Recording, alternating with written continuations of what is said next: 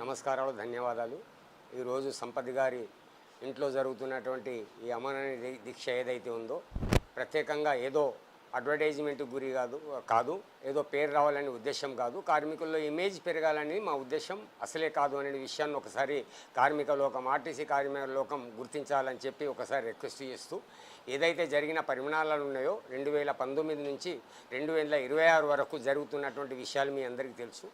నిన్నగాక మొన్ననే మన కొన్ని రోజుల ముందు మరి 3 మంత్రివర్యులు, అట్లనే ఒక ఉప ముఖ్యమంత్రి వార్యులు, అలాగే ఒక ముఖ్యమంత్రి స్థాయిలో జరిగినటువంటి చర్చల ఫలితం, ఆ ఫలితాన్ని ముందుకు రాకుండా, ఆ ఫలిత మినిట్స్ బయట,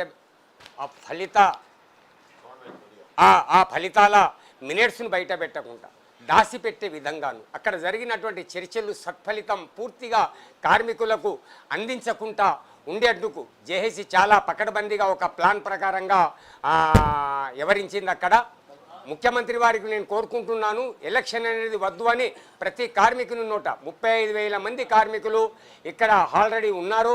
35,000 మంది కార్మికులు ఉద్యోగాలు చేస్తున్నారు. 35,000 మంది కార్మికుల నోట్ల నుంచి విలీనం వద్దు, విలీనం కావాలి, ఎలక్షన్ వద్దు అని వారు ఏదైతే చెప్పగలుగుతున్నారో ఒకసారి మీరు ఆదరించి ఆలోచించండి. మీరు చెప్పే విధంగానే వారు అడిగారే తప్ప వారి సత్ఫలితాలు వాళ్ళకు సంబంధించినటువంటి విషయంపై ఎప్పుడు మాట్లాడలే. ఎందుకు ఇంత నిర్లక్ష్య వహిస్తున్నారు మీరు? విలీనం చేస్తున్నటువంటి వ్యక్తి ఇది మరి తెలంగాణ జూన్ 2కు తెలంగాణ వచ్చినటువంటి సందర్భంగా మీ నోట ఎందుకు మాట రాలేదు? రాకపోవడానికి అలా కారణాలు ఏంటి అంటే, మా మీద ఎంత అసమానత చూపిస్తున్నావో అంత అసమానత చూపిస్తున్నావు అని చెప్పి ఇక్కడ నిదర్శనం. ఇక్కడ గుర్తు కార్మికుడి గుండెల్లో మీరేంటి, మీ పాలన ఏంటి, ఎలాంటి పాలనలు కొనసాగిస్తున్నారు, ఆర్టీసీలో మీ విధి విధానాలు ఎలా ఉంది, 10-16 గంటలు చర్చించిన తర్వాత కూడా ఒక ముక్క సాలో కాలేదంటే మీ పాలన ఎవర స్టైల్ ఏమున్నదో పబ్లిక్కు, ఇక్కడ ఆర్టీసీ ఉద్యోగాలకు అగుపడుతుంది. మోసం చేయకండి, దగా చేయకండి. చనిపోయిన వాళ్ళను గుర్తించారండి మీరు? ఏమన్నా పద్ధతేనా? చనిపోయిన వాళ్ళను గుర్తించారండి మీరు? పోయిన కేసీఆర్ గారు 30 మందిని చంపితే నీవు ఒక్కొని చంపుతీ మావన్ని. దళిత బహుజనుడే కదా ఆయన, ఎక్కడి నుంచి పైనుంచి ఊట పడ్డవాడు కాదు కదా. ఎందుకు బలిదానం చేసుకునే పరిస్థితి వచ్చింది? నీ నుంచి సరియైన సమాధానం రాలేదు కాబట్టే బలిదానం చేసుకున్నాడు.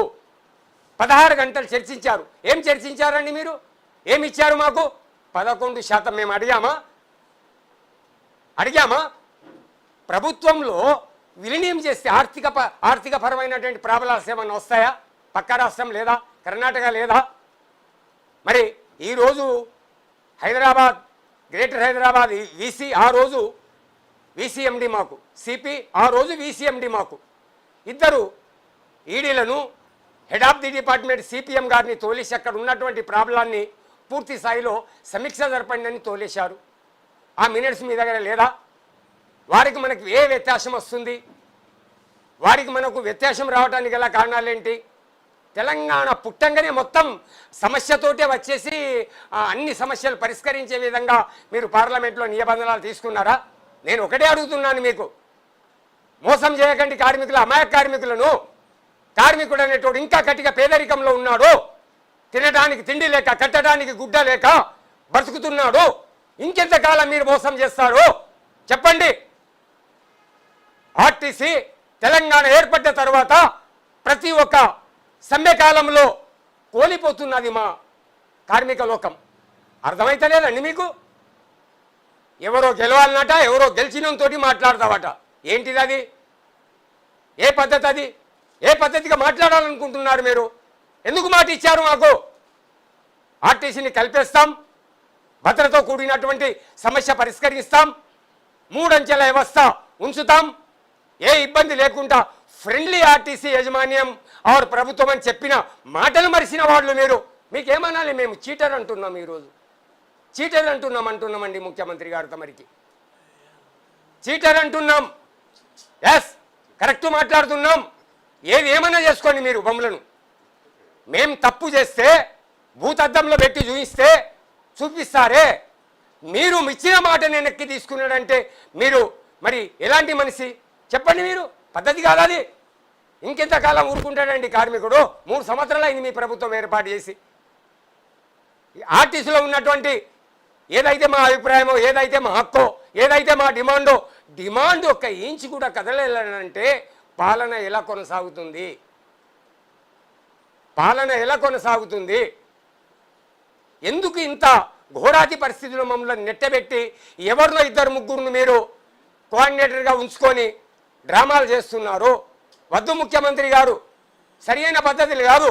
మా కుటుంబ సభ్యులతో సహా, మా పేరెంట్తో సహా రేవంత్ రెడ్డి గారు ఈ రాష్ట్రానికి ముఖ్యమంత్రి కావాలని పిడికిలు బిగించిన అటువంటి ఒక ఆర్టీసీ ఉద్యోగి పట్ల ఎందుకు ఈ అసమానత అని నేను చెప్తున్నాను, నేను అడుగుతున్నాను. దయచేసి ఆదరించండి, ఎవరి మాట వినకండి. బేషరతుగా జూన్ మాసం దాటక ముందు బేషరతుగా మీరు విలీనం గిట ఒకవేళ చేసినట్టుంటే ఆ రోజుల్లో వచ్చినటువంటి తెలంగాణ మీ యొక్క పాలక వర్గానికి మరి అద్భుతమైనటువంటి ఆదరణ ఈ రాష్ట్రంలో లభిస్తుంది. అర్థం చేసుకొని మాకు అర్థం చేసుకొని మీరు ఈ పద్ధతులను కొనసాగుతారని చెప్పి ఆశిస్తున్నాం. మరి ఈరోజు తమ్ముడు ఒక్కడే కాదు, రేపడుసుని మా కుమార్ గారు కూడా కూర్చుంటున్నారు. దశల వారీగా రాష్ట్ర వ్యాప్తంగా ఇలాంటి కార్యక్రమాలు పోతాయి. వద్దు బలిదానాలు, మీరే అన్నారు. బలిదానాలు వద్దు, మీరే అన్నారు. బదిలాలద్దు, మీరే అన్నారు. మాట తప్పద్దు అని చెప్తున్నాను నేను. ముఖ్యమంత్రి స్థాయి అంటే పవిత్రమైనటువంటి స్థాయి, కాన్స్టిట్యూషన్ రైట్ స్థాయి. ఒక రాష్ట్రాన్ని పాలించేటువంటి ఒక రాజు, ఒక రాష్ట్రానికి పాలించేటువంటి కాన్స్టిట్యూషన్ బాడీ మీరు అబద్ధం ఆడితే మా బతుకులు ఏం కావాలి? మేము ఎలా బతకాలి? భూమి మేము మా పాదాలు మోసి మేము నడవగలుగుతామా? అర్థం చేసుకొని తప్పనిసరి ఏదైతే మా ప్రధానమైనటువంటి ఒకటే ఒక ఏజెండా ఉందో విలీనం అనే ప్రక్రియను అతి త్వరలో రేపు ఎల్లుండి వరకు మీరు ప్రకటించేసేసేయండి. అందరం సంతోషంగా ఉంటాం కదా. ఆలోచించి మీరు నిర్ణయం తీసుకొని మరి ఈ నిరుపేద ఉద్యోగులను, ఆర్టీసీ ఉద్యోగులను కాపాడతారని చెప్పి ఆశిస్తూ సెలవు తీసుకుంటారు. నమస్కారాలతో.